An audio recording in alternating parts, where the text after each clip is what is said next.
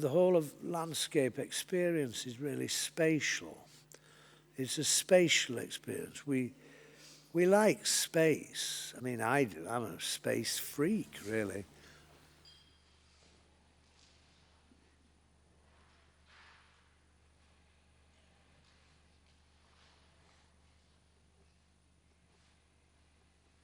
The Grand Canyon is the world's biggest hole, in a way.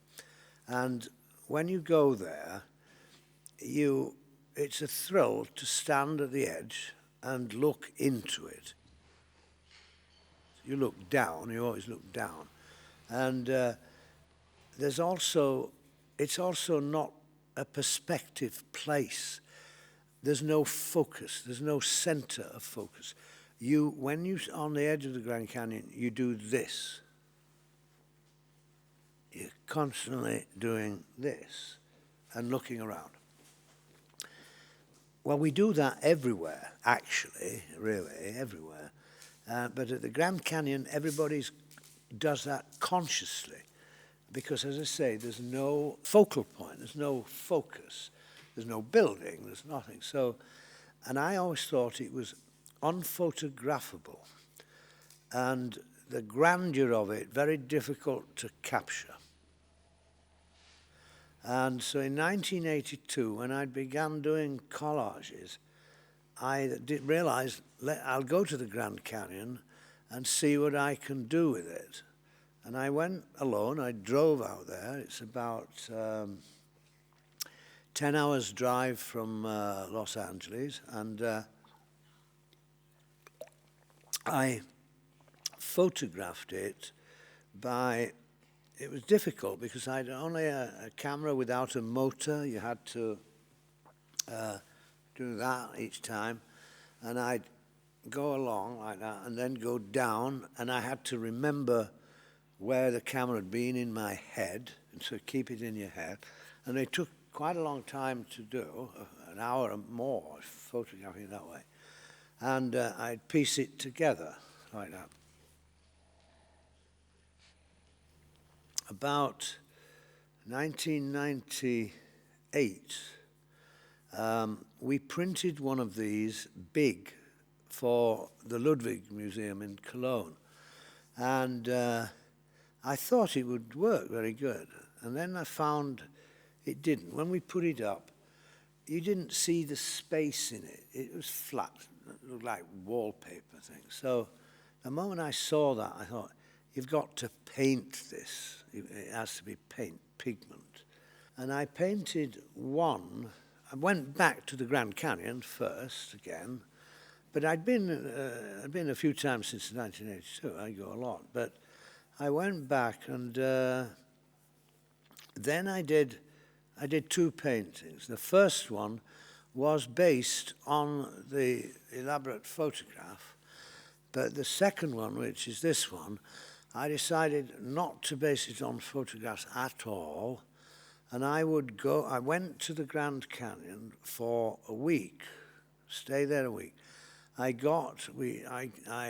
pulled a string or two and got a room in the old hotel right on the edge of the Grand Canyon, so I could walk to the edge from the room, not very far, I mean, a few yards actually.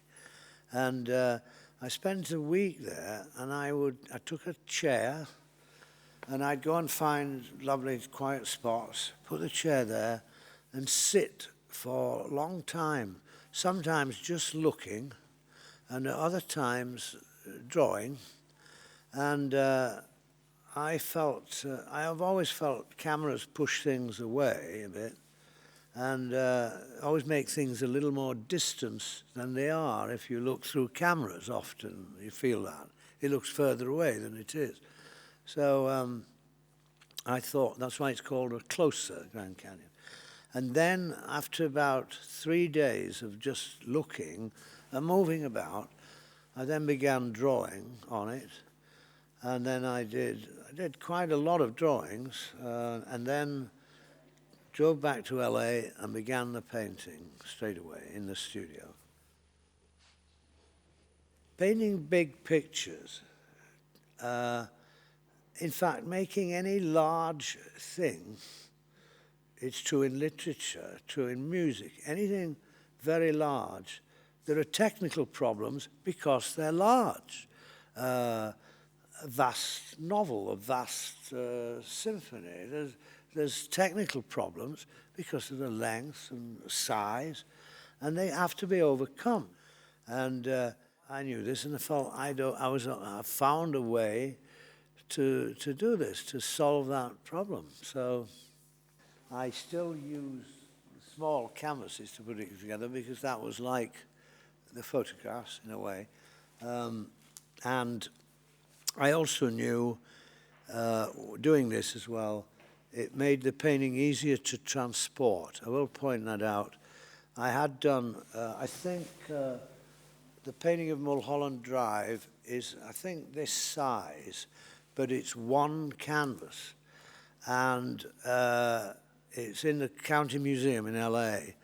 And they are reluctant to lend it now, or even take it down a bit, because it's one canvas, it's difficult to move. When we did move it originally, it didn't matter because I still owned the painting, then it was rolled up and sent to London. But it's an acrylic, that was acrylic, but you can't do that a lot. It's not a terrific thing to do. So I partly did this because it is easier to move about, it's not that difficult. It would go in a crate or something. And they were painted and first shown at the Pompidou in Paris. And in a big, long room, one was at one end and one was at the other. But it was in a part of the Pompidou when they were redoing it. This is 99, I think, the show, 1999. And it was in rooms with quite low ceilings. But I'd planned this show, and when you came into the room, I'd said to them, when you look down one end, you'll see one Grand Canyon, and then here will be the other, and as you walk. Well, of course, it never worked like that because there were always quite a few people in the room when their show was on, and you couldn't raise them any higher. So it didn't, it was a little, I thought I should have realized, well, mind you, I couldn't do anything about it. If there's 50 people in the room, you can't do much about it. But it did work if there was no one in the room. It was terrific. Well, I liked it then. Sometimes I've thought, two dimensions don't exist in nature, do they? Not really. And it's our concept, but I've thought often it's all to do with the scale of us, flatness. Because although you refer to flat canvas, if I was that big, the canvas would look like a mountain range. It wouldn't. It's to do with our scale, perhaps. I mean, I'm rather fascinated by flatness, in a way. In fact, sometimes when I was sitting at the Grand Canyon,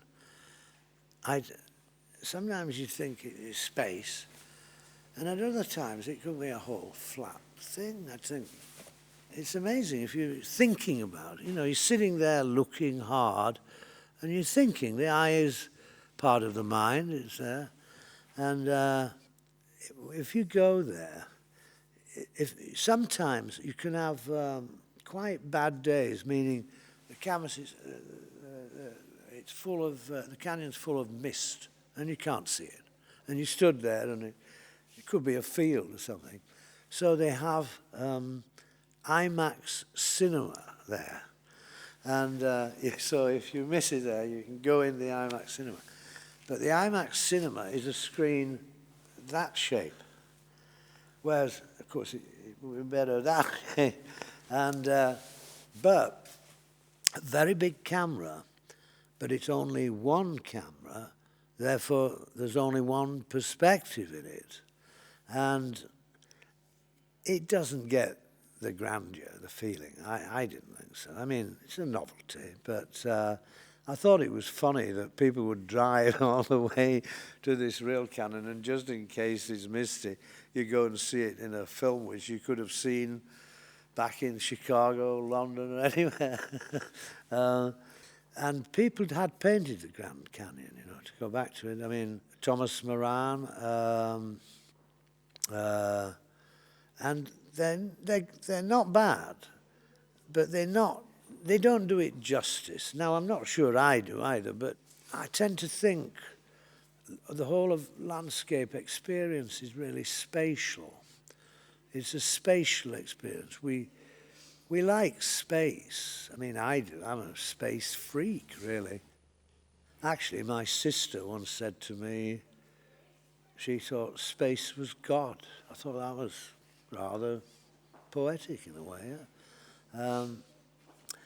I have thought of doing another. I did think I was very turned on again, and I thought, you know, if I rented a studio in Williams or Flagstaff, maybe I could paint almost on the spot big pictures, but you couldn't there. But I did think of that, and then I thought it was a possibility, and I said to Gregory, look into it. And then we went up to Yosemite, and I did quite a lot of drawings in Yosemite on the iPad.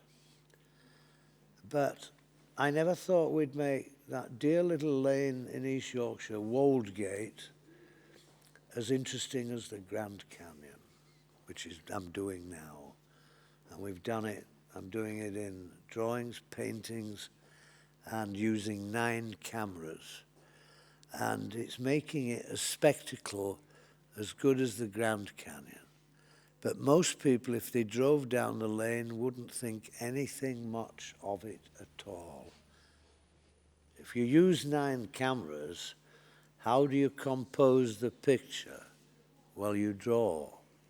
For instance, if we were using 3 rows of 3, and they're small now, these are high definition cameras, but if you just leave the camera open and put 9 cameras there, and on your monitors, you'll have 9 same pictures. You've then got to focus in, and you've got to then you have to draw the picture. You don't want things appearing twice. How does a tree, if you're going past it, will move from one camera to the other? So the cameras are pointing in different directions. And so when you look at them, you have forced to scan them like that, you see. And 3D is quite old. You know, they thought of it a long, long time ago with 2 cameras like 2 eyes. But it does make an illusion of space, but it isn't how we see space. We see space through time. I see the tip of your shoe, I see your knee, I see this. At different times, and somehow you make space in your head, I think. So 3D is, I went to see Avatar. Did you see it? Here's my criticism of Avatar. I admit I couldn't hear, I didn't expect to hear the dialogue, but so I went to see it visually. And but I got a bit tired of it quickly. You never saw a really big space, but say when you're on the planet, I wanted to see what does a leaf look like? What does the bark of the tree look like? You never saw it, partly because the cameras are moving too quickly. But I will point out this. If it was real 3D, I can do this. I can look all around. But you can't there. They're always telling you where to look, partly because they're moving the cameras too quickly. I can't stand it anymore. I think it's a visual bore now. This is MTV, actually. Constant moving. They're always telling you where to look.